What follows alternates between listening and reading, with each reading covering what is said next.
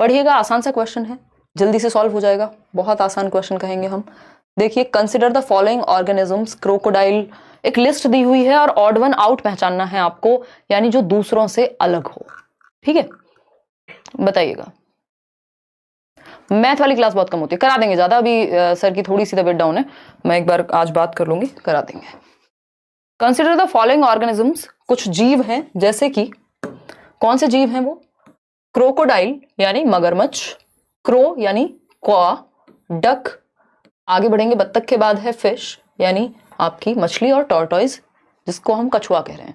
सबका थोड़ा थोड़ा संबंध पानी से है। क्रोकोडाइल भी पानी में रह लेता है, क्रो तो नहीं रह पाता है, बिल्कुल सही कह रहे हैं शौर्य सिंह, है ना। क्रो क्या है, वो पानी में नहीं रहता, पानी में थोड़ी ना देखा होगा कौवा तैरता हुआ आप उठा के ला रहे हैं, बेहोश हो गया पानी में चला गया था, पानी में नहीं जाएगा। ठीक, डक जो है उसका पानी से संबंध है, फिश का भी पानी से संबंध है, टॉर्टोइज का भी पानी से संबंध है, लेकिन क्रो का कोई संबंध नहीं है। तो आंसर क्या हो गया, यही ऑड वन आउट है। ठीक है जी।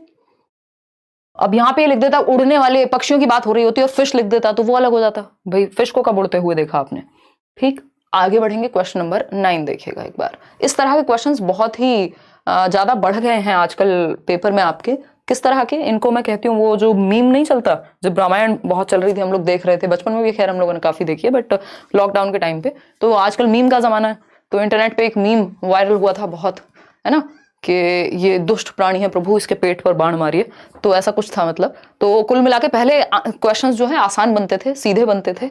अब क्या हुआ है कि अब कह रहे ऐसे नहीं मरने वाला, है ना, कि ये क्वेश्चन तो सॉल्व हो जाएगा, आसान पूछ लिया तो सीधे सीधे पूछ लिया, कितने पॉइंट्स होते हैं ब्रेल में, एक काम करो 4 ऑप्शन और डालो, 4 से काम नहीं चल रहा, पेट में बाण मारो प्रभु, तब जाके काम चलेगा। तो ये बाण वाले क्वेश्चंस हैं जो आपको थोड़ा सा और मुश्किल करते हैं चीजों को, या और परेशान करते हैं, देखिएगा।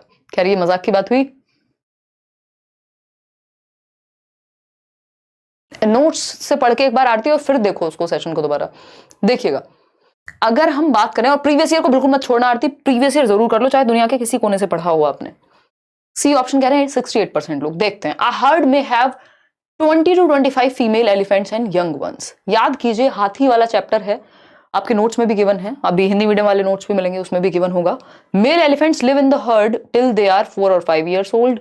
An adult elephant can eat more than 100 kg of leaves and twigs, ये बात सही है। एलिफेंट हर्ड में जो ओल्डेस्ट फीमेल होती है उसी की चलती है, ये बात भी सही है। 68% लोग सी उत्तर दे रहे हैं, सी एंड डी को सही मान रहे हैं। तो फर्स्ट वाला तो चलो हमने मान लिया, जो फर्स्ट वाला ऑप्शन है वो एकदम गलत है, क्योंकि ऐसा नहीं होता कि 20 से 25 लोग होते हैं हर्ड में। ठीक है, चले आगे। दूसरा, ये लगभग आई थिंक 14-15 वर्ष तक रहते हैं, 4-5 साल तक नहीं, जितना मुझे याद आ रहा है। तो ये दोनों गलत हैं, सी और डी ही सही हैं, तो ये दोनों सही आंसर में आएंगे, सी एंड डी, सी और डी। ठीक है, सी एंड डी सही उत्तर है। आगे बढ़ेंगे, क्वेश्चन नंबर 10 देखिएगा।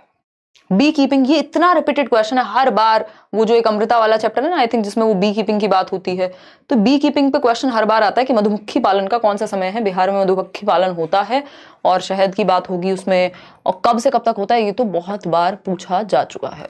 बताइएगा, जवाब दीजिएगा। For the people of Bihar the best period to start bee keeping, यानी मधुमक्खी पालन का बेस्ट समय कौन सा है बिहार के लोगों के लिए। सीधा चैप्टर में से उठाया हुआ क्वेश्चन है, अक्टूबर टू दिसंबर, जब आपका पेपर हो रहा हो उसी के आसपास याद रखिएगा कि अभी सर्दियां चल रही हैं, तो सर्दियों में ही, मतलब सर्दियां आते आते अक्टूबर टू दिसंबर बेस्ट समय है बी कीपिंग का, मधुमक्खी पालन का। ठीक है, 80% लोग क्या अप्रैल टू जून बोल रहे हैं, डी बोल रहे थे ना, फिर ठीक है, मैंने कहा मुझे चक्कर आ गए। देखो एक क्वेश्चन ये भी आना ही है, टाइम, डिस्टेंस, स्पीड का, तो इसको भी हमें दिमाग में बिठा लेना है कि इजी है, इसको देख के डरना नहीं है कि टाइम कैसे निकालेंगे, निकाल लोगे, अभी समझ लेंगे कि कैसे निकालोगे टाइम, डोंट वरी, टाइम कैसे निकालना है अभी समझेंगे। बच्चा क्वेश्चन, हाँ वो बच्चा क्वेश्चन है बिल्कुल, लेकिन बच्चे क्वेश्चंस में अगर आपके नंबर गए ना पेपर में, तो कोई रक्षा क्वेश्चन भी आपको नहीं बचा पाएगा, है ना, मतलब कोई कितना भी बड़ा क्वेश्चन हो, अगर आसान क्वेश्चन आप पेपर में गलत करेंगे तो आपका फेल होना निश्चित है। क्यों? क्योंकि आसान क्वेश्चन तो सभी गलत करेंगे। देखिएगा,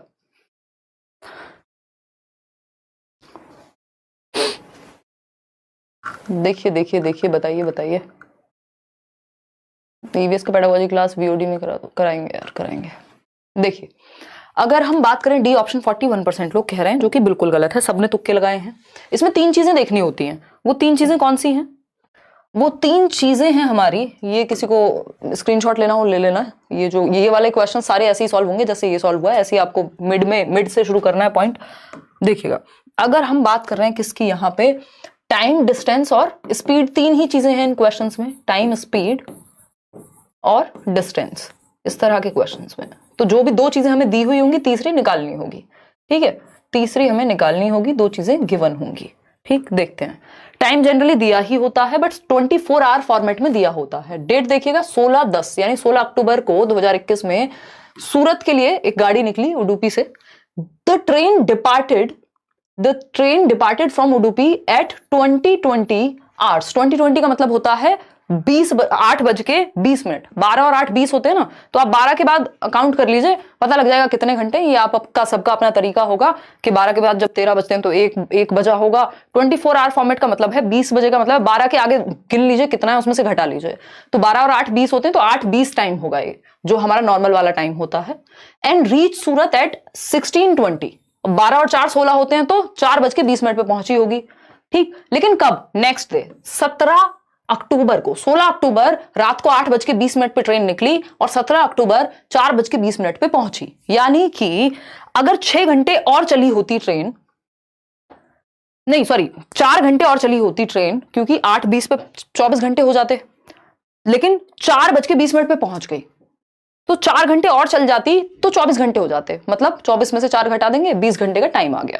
इफ द डिस्टेंस बिटवीन, अब पहले हमें यह पता चल गया कि 20 घंटे लगे हैं ट्रेन को पहुंचने में, 20 आवर्स का समय लगा है। उसका सिंपल सा तरीका हमने देख लिया। 8:20 पे निकली थी, जिसको ये क्या कह रहे हैं 20:20, और 16:20 यानी 4:20 पे पहुंची है, लेकिन अगले दिन पहुंची है, रात को ही नहीं। तो ये टोटल मिला के 20 घंटे का समय हमारे सामने है। ठीक है, इन क्वेश्चंस को देख के डरना नहीं, क्योंकि आपने सबने गलत आंसर दे दिया, इसमें बहुत कम लोगों ने सही दिया है। अब if the distance between the 2 city station is 1440 kilometre, 1440 kilometre का डिस्टेंस है दोनों सिटीज के बीच में। यानी दूसरी चीज हमें क्या दे दी, सेम क्वेश्चन है ये मान लो पेपर बिल्कुल पहले से पता है आपको, आउट वाली बात है, आपको पहले से पता है कि ये क्वेश्चन आना ही है। 1440 किलोमीटर का, बस नंबर चेंज करेगा, डिस्टेंस दे दिया। ठीक, टाइम दे दिया 20 घंटे का, स्पीड पता करनी होगी। क्या पूछा है? The average speed of the train. अब इस बार से क्या किया इन्होंने, थोड़ा मुश्किल कर दिया है। पहले सीधा किलोमीटर प्रति घंटा में निकलेगा, क्योंकि टाइम हमारा किलोमीटर आवर्स में है, 20 घंटे की बात हो रही थी ना। लेकिन ये आंसर क्या पूछेंगे आपसे, आर में नहीं पूछेंगे, ये मीटर पर सेकंड में पूछेंगे, किलोमीटर पर आवर में नहीं पूछेंगे। किलोमीटर प्रति घंटा की जगह ये किलोमीटर प्रति सेकंड पूछ रहे हैं। अब तो अभी भी आंसर आप लोग नहीं दे पा रहे हैं, मैं एक बार देख लेती हूं। यहाँ पे सब कंफ्यूजन, सिर्फ 16% लोग आंसर सही दे रहे हैं, बाकी सब गलत उत्तर दे रहे हैं। कोई बात नहीं, देखते हैं, ये क्वेश्चंस देख के डरना नहीं है। ठीक, देखते हैं। लास्ट टाइम भी हमने डिस्कस किया था, डिस्टेंस का हमें पता चल गया, स्पीड हमें नहीं पता। सिंपल है, डिस्टेंस से डिवाइड करते हैं, DTS हम कहते हैं इसको। DTS फॉर्मूला को एक साइड लिख लीजिएगा। DTS बोले तो डिस्टेंस बराबर टाइम अपॉन स्पीड, DTS। जिसको फॉर्मूला याद ना रहता हो ऐसे रख लीजिएगा। ठीक, अब डिस्टेंस कितना है, उल्टा बोल दिया मैंने, ये यही होता है मेरा, हर रोज मैं यही करती हूँ। इसमें देखिएगा TDS होगा, SDT, उल्टा फॉर्मूला मत याद कर लेना, फिर कहोगे मैंने यही बताया था। ठीक है, SDT यानी स्पीड बराबर डिस्टेंस अपॉन टाइम। ठीक, अगर हम बात करें तो डिस्टेंस है 1440 किलोमीटर, वैसे भी डिस्टेंस ही सबसे बड़ा होता है नंबर्स में, तो इसी को डिवाइड कर सकते हैं। टाइम कितना है 20 घंटे का, स्पीड हमें पता करनी है।